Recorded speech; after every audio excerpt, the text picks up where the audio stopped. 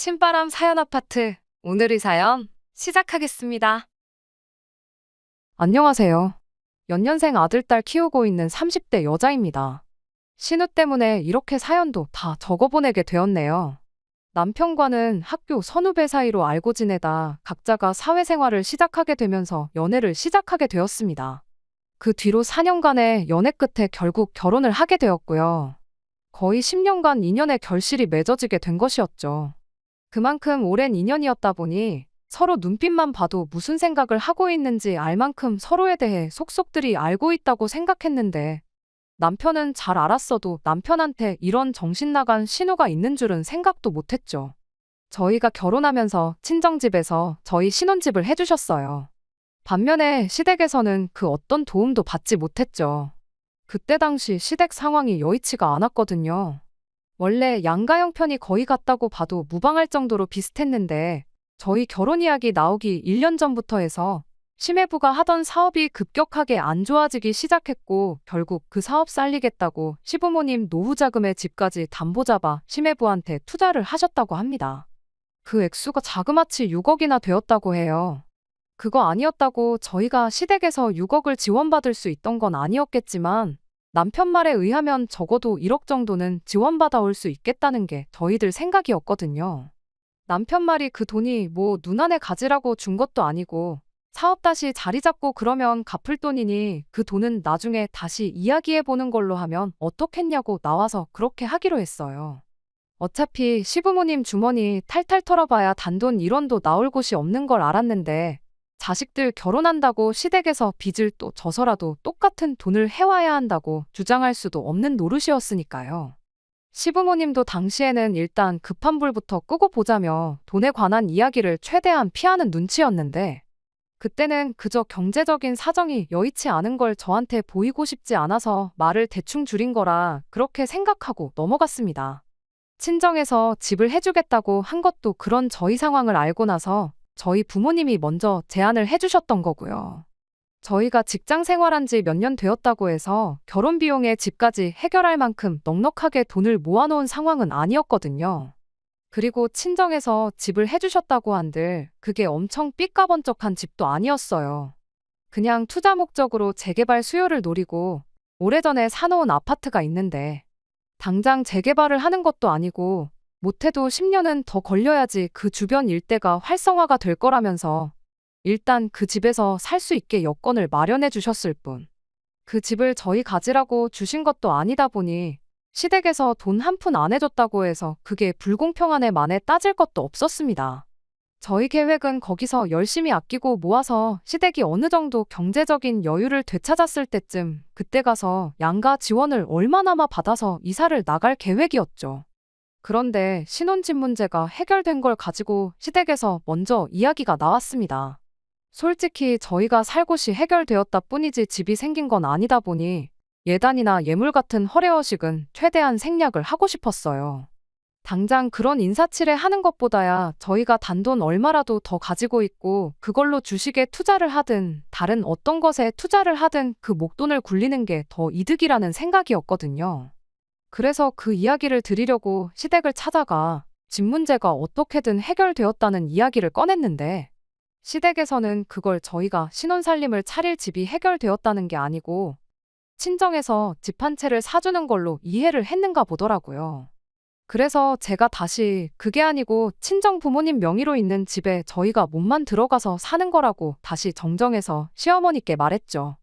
그랬더니 시어머니가 주면 주는 거고 아님 아닌 거지 들어가서 살게 해주는 건 또 뭐냐며 저희 부모님을 두고 약간 치사하다는 식으로 한마디 하더라고요.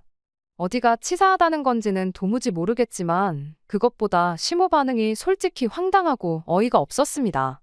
그래도 그땐 남편이 먼저 나서서 우리 집이라고 뭐 얼마나 대단한 거 해가냐고 당장 축의금 들어오는 것도 가져가실 판인데 당장 들어가 살 곳을 해결해 주신 것만 해도 감사해야 할 일 아니냐면서 어머님한테 한마디 해주더라고요. 물론 그런 자식의 반응을 두고 시어머니, 시아버지 두 분 다 엄청 기분 나빠하셨어요. 자식이 부모한테 그렇게 말하는 게 맞냐면서요. 남편은 말투 가지고 그럴 게 아니고 현실적으로 생각해 보시라고 단호하게 한마디 하고 그 상황을 그대로 종결시켜버렸습니다. 그때는 남편이 그렇게 든든할 수가 없었어요.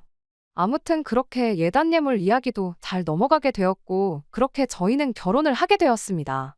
신혼살림을 시작한 이래로 허투루 쓴 돈 하나 없다고 자부할 만큼 악착같이 살았어요.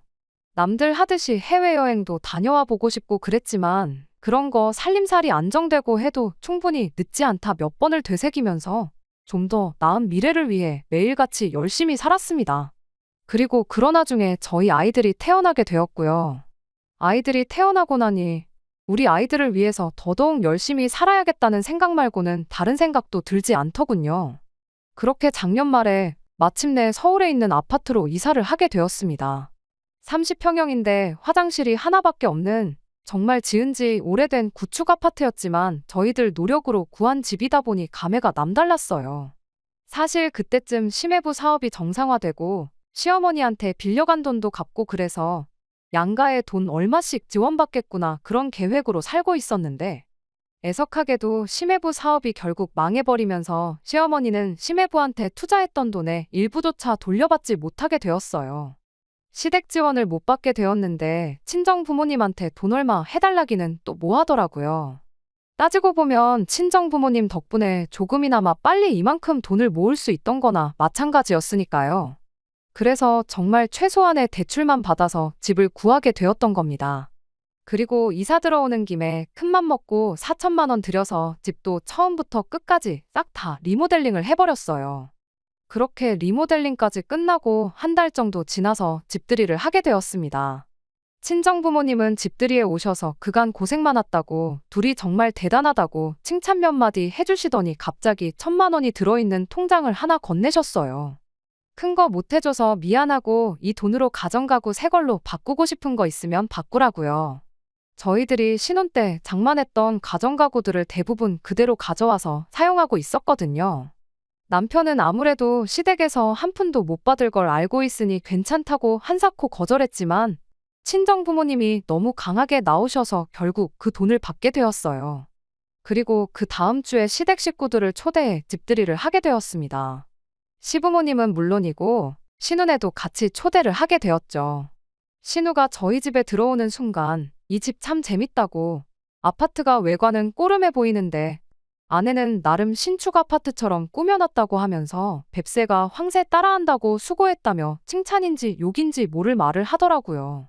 신우네가 한참 사업이 잘 될 때는 서울에 있는 신축 아파트에 살고 있었어요. 저희 집하고는 비교도 안 될 만큼 좋은 집이었죠. 그렇다 보니 보는 기준이 높을 수도 있겠다는 생각은 들었습니다. 하지만 그거야 왕년의 일이지 당장만 두고 보면 월세 생활하면서 여기저기 전전하고 있었거든요. 그리고 그런 사정을 저희가 뻔히 알고 있었다 보니 웬만하면 집들이에 신우네를 부르고 싶지가 않았었어요. 니들은 망해가지만 우리는 잘 나간다고 자랑하는 것처럼 보일 수도 있겠다 싶고 신우가 어떻게 이 상황을 받아들일지 조금 눈치가 보였달까요. 그런데 칭찬인 듯 욕인 듯 집을 평가하는 그 반응을 보니 당장은 상황이 어려울지라도 우리가 집을 샀다는 사실이 그닥 부럽지는 않은가 보다 그런 생각이 들고 다행이구나 싶더군요. 그래서 신우의 애매한 평가에 그냥 적당히 웃어넘기고 말았습니다. 그런데 알고 보니 신우가 저희 집을 우습게 본 게 아니고 진짜 부러워했던 모양이더라고요. 그도 그럴게 당장 방 한 개 딸린 월세집에서 심해부랑 10살 먹은 딸하고 같이 지내는 것도 모자라 시부모님도 같이 모시고 살고 있었거든요. 집들이 이후 그전까지 저희랑은 거의 연락도 없이 지내던 신우가 저한테 자주 연락을 해왔어요.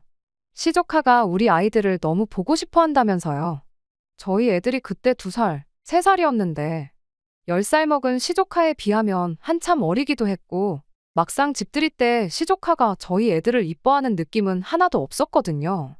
그때는 그저 시조카가 좁아터진 집이 얼마나 싫었으면 말을 그렇게 하면서까지 우리 집에 놀러 오고 싶다고 할까 그런 생각이었습니다.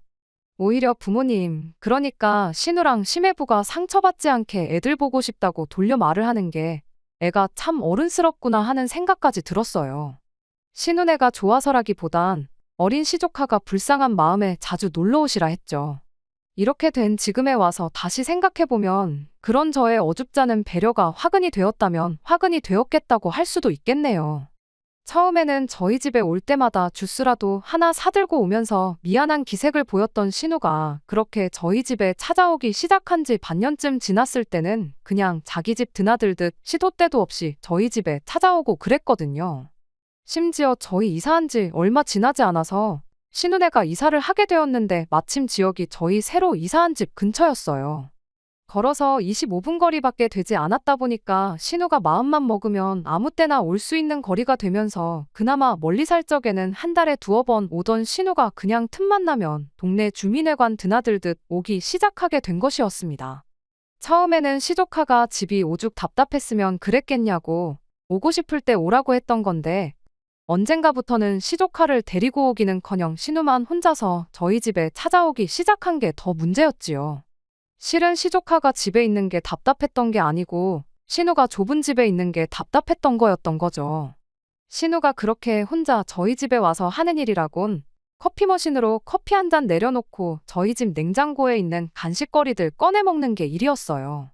그거 다 끝나면 소파에 들어 누워서 여름에는 에어컨 빵빵 틀어놓고 TV 보고 보일러 빵빵하게 틀어놓고 낮잠 자고 그러는 게 일이었습니다. 커피가 없으면 저한테 전화해서 커피 사놓는 걸 깜빡했나봐 뭐라 하고 군것질거리가 없으면 집에 먹을 게 하나도 없다고 뭐라 하고 맨 처음 올 때 주스 같은 거 몇 번 사온 거 말고는 자기 돈으로 뭐 하나 사가지고 오는 일이 한 번 없었죠. 간식거리 같은 것도 솔직히 신우 먹으라고 채워놓는 게 아니고 시조카가 같이 올 때를 대비해서 몇 개 마련해 놓은 거였어요. 그런데 시조카는 오지도 않고 신우 혼자 와서 다 해치우는 걸 보니 참 염치가 없어도 저렇게 없을 수가 있나 싶었죠. 그리고 언젠가부터 그런 신우를 제가 견딜 수가 없었어요. 아이들은 어린이집에 있고 저희는 출근해 있어서 빈집인데 무슨 상관이냐 따진다면 뭐라고 해야 할지는 모르겠는데 싫은데 그냥 싫은 거지 꼭 이유가 있을 필요는 없잖아요. 결국 참다 못한 제가 남편더러 신우 좀 우리 집에 못 오게 하면 안 되느냐고 한마디 했어요.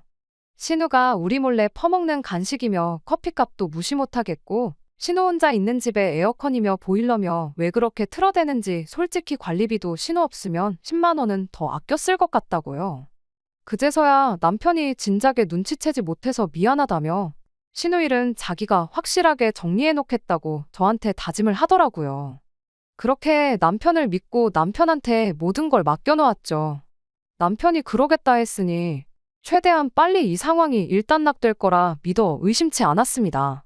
그런데 이 일을 가지고 시부모님한테서 생각지도 못한 이야기를 듣게 될 줄은 생각도 못했어요. 시부모님이 웬일로 저희 집에 다 오시겠다고 하길래 그러시라고 했죠. 가까운 거리였지만 남편 시켜서 댁까지 가서 두 분 모셔오라고까지 했어요. 이윽고 남편이 두 분을 모시고 집에 돌아왔어요. 두 분 거실에 앉을 자리 마련해드리고 차 한 잔 내오겠다고 하고 주방으로 들어갔지요. 남편한테 눈빛으로 사인을 보냈더니 단번에 딱 알아듣고는 저를 도와주겠다고 하고 주방으로 따라 들어왔고요. 그런데 두 분이 갑자기 무슨 일로 오신 거냐고 작은 목소리로 물었더니 남편이 자기도 모르겠다는 표정으로 어깨만 들썩하고 말더라고요. 두 분 들어올 때도 평소랑 다르게 분위기가 많이 다운되어 있던 상태여서 그때부터는 무슨 일 때문에 오셨나 나름 걱정이 되기 시작했지요. 이윽고 준비된 차를 내오고 저도 자리에 같이 앉았어요.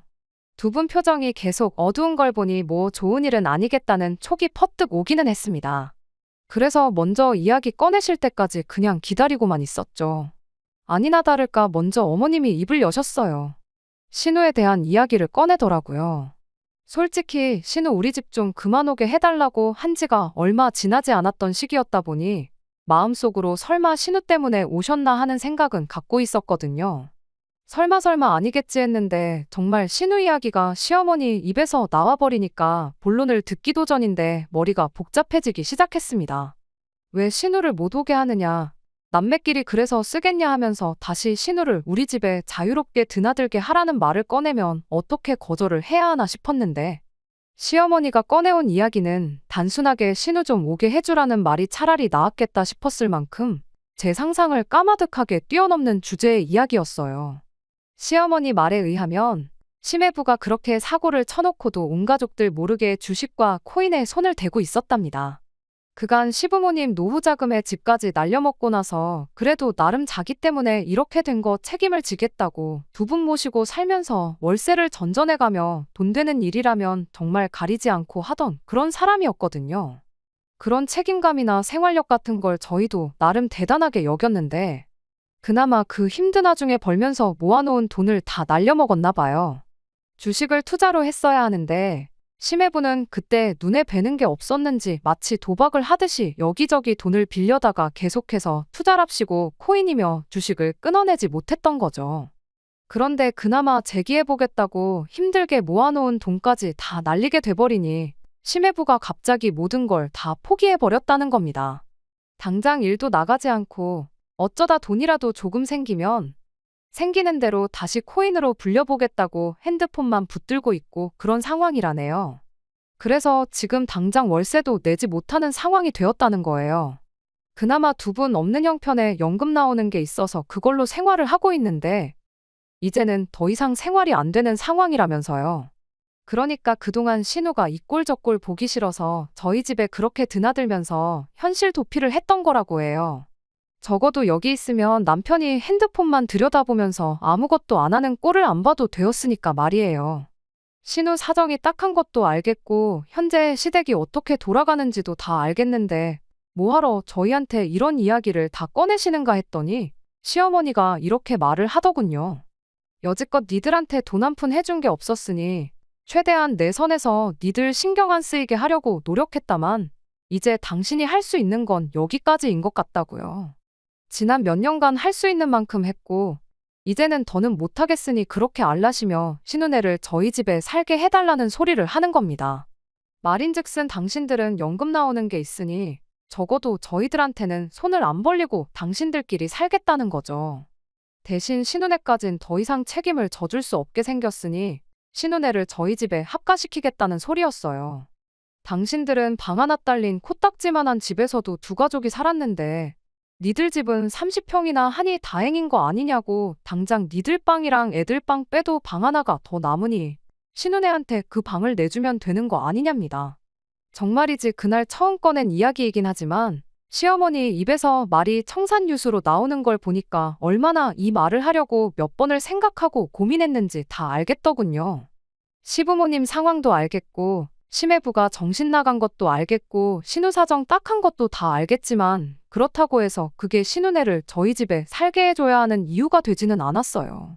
시어머니 말이 끝나기 무섭게 저랑 남편 입에서 동시에 싫어요 소리가 나왔어요. 어머님이야 부모 자식 간이니 신우네랑 같이 사셨겠지만 저희는 그렇게는 못한다고요.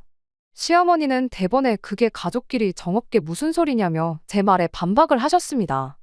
부모 자식간이나 형제지간이나 똑같은 거 아니냐고. 그리고 신우가 이 집에 살면서 아이 봐주고 그러면 어린이집 비용도 아낄 수 있는 거나 마찬가지인데 니들한테는 이득 아니겠냐. 애 봐주는 사람이 한 달에 200만 원씩은 받는다는데 신우는 한 가족인데다가 또 시조카를 키워본 경력자이니만큼 믿고 맡길 수 있지 않겠느냐 하면서 짜증 섞인 목소리로 저한테 화를 내듯 따지기 시작하시는데 남편이 나서서 시어머니를 딱 잘라주더라고요. 그러면 누나가 우리 애들 말고 다른 집 배 봐주는 일을 하면 되는 거 아니냐고. 한 달에 200만 원이면 세 가족이 충분히 살 만큼 버는 거 아니냐. 굳이 우리 집에 방 한 칸 차지해서 살 필요 없는 거 아니냐고.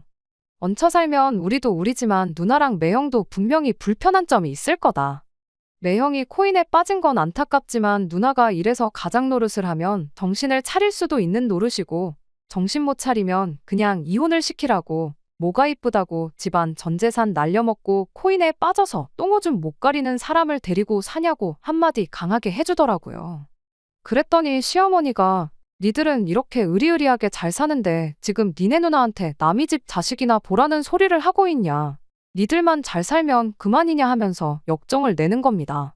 남편이 그간 서운한 게 있던 건지는 모르지만 누나네는 결혼할 때도 부모님 지원받은 걸로 모자라 결혼하고 나서도 전재산을 지원받지 않았냐. 거기는 그렇게 전재산 지원받고도 다 날려먹은 거고 우리는 지원 하나 안 받고 여기까지 온 거다. 그런데 어떻게 니들만 잘 살면 그만이냐는 말씀을 하실 수 있느냐 하면서 두 사람 사이에 고성이 오가기 시작했어요. 시아버지는 할 말이 없었는지 그 상황을 두 눈 뜨고 못 보겠는지 먼 산만 보고 있었고 저는 저대로 괜히 불똥이 튀겠나 싶어서 아무 말 안 하고 가만히 있었습니다. 결국 그렇게 합의점을 찾지 못하고 시부모님은 집으로 돌아가셨어요. 모셔다 드린다고 했는데 가족도 몰라보는 인간 말종들 하고는 단 한순간도 같이 있고 싶지 않으시다며 그냥 나가시더라고요. 그렇게 두 분 돌아가시고 나서 보니 남편도 마음이 쓰였는지 표정이 말이 아니더라고요. 남편한테 혹시 내가 신우를 탐탁치 않게 생각해서 거절한 거냐, 사실 누나를 도와주고 싶은 거냐 물었죠. 남편 대답 여하에 따라 어느 정도 신우네를 도와줄 요량은 있었는데 다행히 남편이 도와주긴 누굴 도와주냐, 차라리 집 나간 고양이들을 도와주지 이게 말이나 되는 상황이냐고 오히려 저한테 미안하다고 사과를 해왔네요. 남편이 저는 신경 쓸 필요 없다는 소리에 저는 제 나름대로 상황이 마무리가 되었구나 그렇게 생각을 했어요. 그런데 그 다음 날이었어요. 그날은 마침 저희 회사가 창립기념일이라 저는 집에 있었거든요.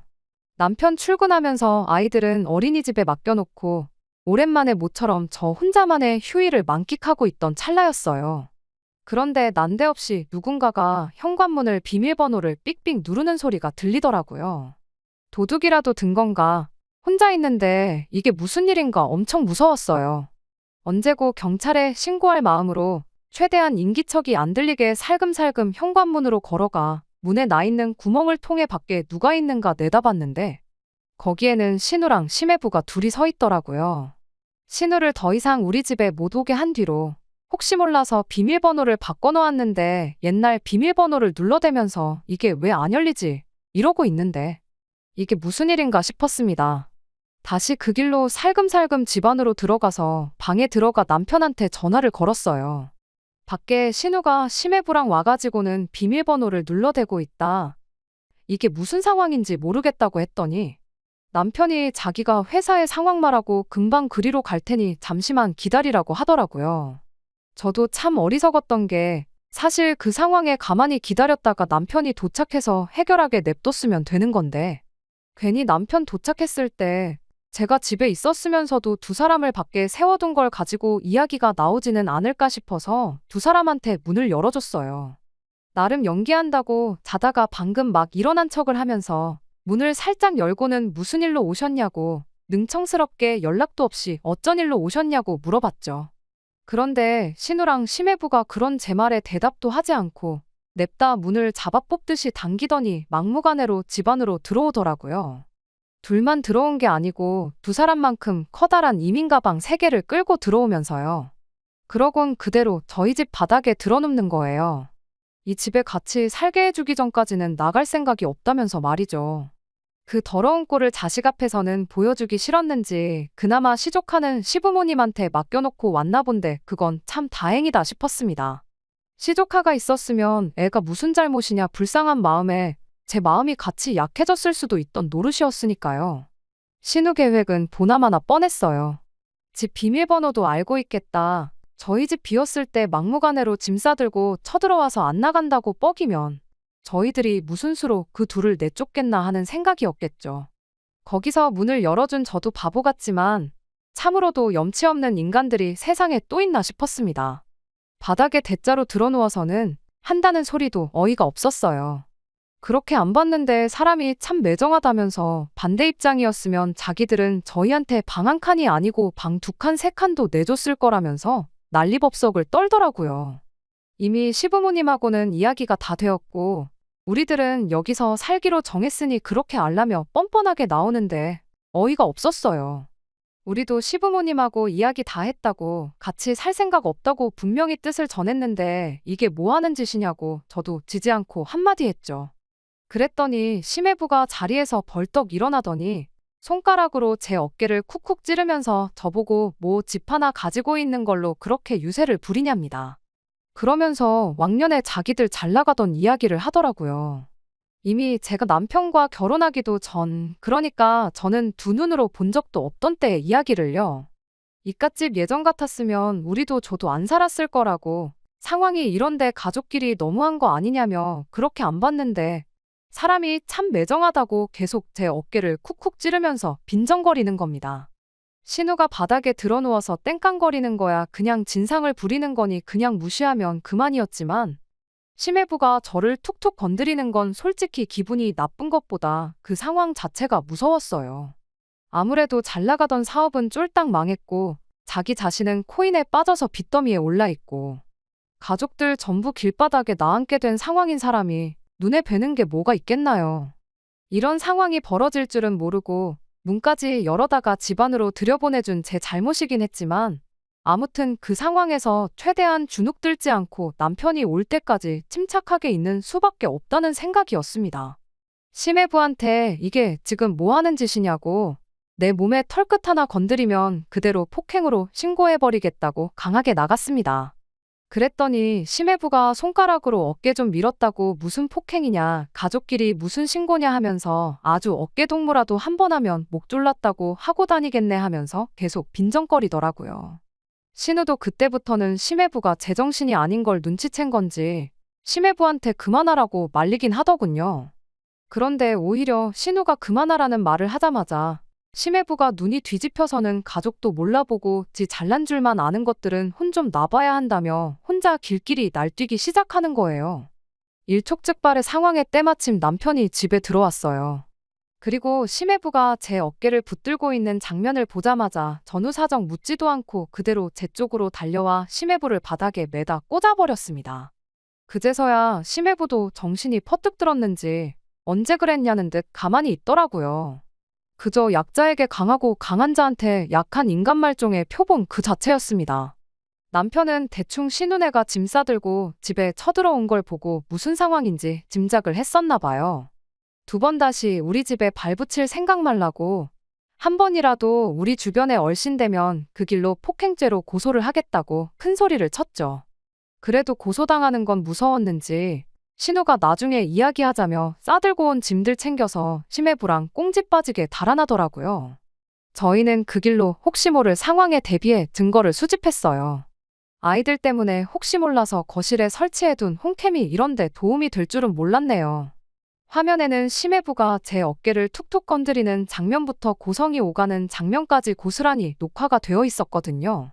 그렇게 며칠 지나서 이번에는 시부모님이 다시 저희 집에 찾아왔어요. 심해부는 제정신이 아니라고 판단한 건지 딱 신우만 데리고 왔죠. 그때까지만 해도 그냥 며칠 전에 있던 일에 대해 사과하려고 찾아온 거라 생각했는데 그날 일에 대해서는 이런 방구 이야기도 없었습니다. 대신 시어머니가 또 다른 황당무계한 소리만 늘어놓을 뿐이었어요. 같이 사는 건 아무래도 아닌 것 같다며 다른 방법을 생각했는데 들어보겠냐며 누가 들으면 저희가 신우네한테 같이 살아달라고 부탁한 것처럼 말을 하더라고요. 이미 그때부터 들을 가치도 없는 이야기가 나올 거라는 생각이었어요. 아니나 다를까 시어머니가 저희 친정 부모님께 부탁해서 저희 이사 오기 전에 살았던 그 집을 신우네를 위해 비워줄 수 있는지 한번 물어보랍니다. 저희가 그 집에서 돈을 많이 모아서 이사를 나온 걸 보니 그 집이 아무래도 기운이 좋은 집 같다면서요. 나아가서는 그 집을 담보로 대출까지 받아줄 수 있는지 물어보라더군요. 그걸 기반으로 심해부가 다시 사업을 시작하면 어떻겠냐고. 심해부가 지금은 저래도 결혼 전에 정말 잘 나갔다고 그때만큼 벌기 시작하면 그 돈 갚는 건 일도 아니라고. 아직도 당신들은 심해부한테 받을 돈이 있긴 하지만 이런 특수한 상황을 고려해서 집하고 돈만 어떻게 도와준다면 친정 부모님 돈을 먼저 갚을 수 있게 양보해주겠다며 선심 쓰듯 이야기를 하더라고요. 더 들을 것도 없겠다 싶은 와중에 남편이 그날 심해부가 저한테 언성 높이며 제 어깨를 툭툭 찌르는 영상을 시어머니한테 보여줬어요. 이런 사람한테 지금 뭘 해주고 그것도 모자라 처가의 돈까지 빌려달라고 할 이유가 뭐가 있겠냐고. 당장에라도 고소를 해도 모자랄 인간 도와줄 생각 없고 아무리 누나랑 내 조카가 걸려있다고 한들 자기는 도와줄 생각 추호도 없으니 그만 가시라고 단호하게 한마디를 하더라고요. 그랬더니 시어머니가 가족도 모르는 괘씸한 놈이라며 저희 보고 어디 니들 맘대로 한번 살아보랍니다. 가족들 내치고 연 끊고 살면서 잘 풀리는 사람은 당신 생에 본 적이 없다고. 어디 니들도 잘 되나 한번 지켜보겠다고요. 그 말에 남편이 눈 하나 깜짝 안 하고 연 끊고 살 건데 우리가 잘 되는지 안 되는지 그 소식은 어디서 들으실 거냐고 영 끊을 거면 소식도 못 들을 만큼 우리 근처에 얼씬도 말아달라며 덤덤하게 한마디 하고 말더라고요. 신우는 행여나 심해부를 진짜로 고소할까봐 걱정이 되었는지 딱히 아무 말도 안 하고 있다가 영 끊는다는 말에도 남편이 꿈쩍도 안 하자 글렀다 싶었는지 시부모님 모시고 집을 나갔어요. 그렇게 시댁 식구들과 영 끊고 지낸 지가 벌써 반년이 다 되어 갑니다. 그간 남편이 제게 말은 안 했지만 그간 신우며 시부모님한테 맺힌 게 많았었나 봐요. 하지만 그래도 가족이라고 나름 걱정은 되는 듯 보이지만 제 앞에서 내색 한 번 안 하고 있는 게 고마우면서도 미안할 따름이네요. 며칠 전에 시조카가 혼자서 저희 집에 찾아왔었어요. 오히려 그날의 일이 전화위복이 된 건지 심해부도 정신을 차린 건지 다시 일을 나가기 시작했다 하고 신우도 무슨 일을 하는지는 정확히 모르겠지만 일을 하고 있다고 하네요. 결국 자식이라고 시부모님이랑 같이 한 집에 지내고 있다고 하고요. 아이러니하게도 시어머니 말과는 반대로 이렇게 영 끊고 지내게 되니 오히려 그쪽 집은 정신 차리고 잘 지내게 된 것 같아 보였어요. 어린 시조카 보면 왠지 마음이 짠해져서 도와주고 싶은 마음도 들었지만 여기서 저희가 괜히 오지랖 부릴 필요는 없다고 생각해서 그냥 시조카 필요할 만한 거 몇 개 사서 챙겨주고 집으로 돌려보냈습니다. 괜히 여지를 줬다가 잘하려고 노력하는 사람들 또 헛물키게 만들까 싶어서 말이죠. 영 끊고 지내고 있기는 하지만 아무쪼록 신우네가 어린 시조카를 위해서라도 정신 차리고 다시 제대로 된 인생을 살았으면 하네요. 기회가 된다면 그때는 시댁 식구들과 화해를 할 수도 있을 것 같아요. 그때까지 제가 해야 할 일은 그저 저와 아이들을 위해 가족들하고 등을 지는 길을 선택한 남편의 옆자리를 묵묵히 지켜주는 것 말고는 없는 것 같네요. 끝까지 들어주셔서 감사합니다. 오늘의 사연은 여기까지입니다. 구독과 좋아요, 알람 설정 부탁드리고 더 좋은 사연으로 다시 찾아뵙겠습니다. 감사합니다.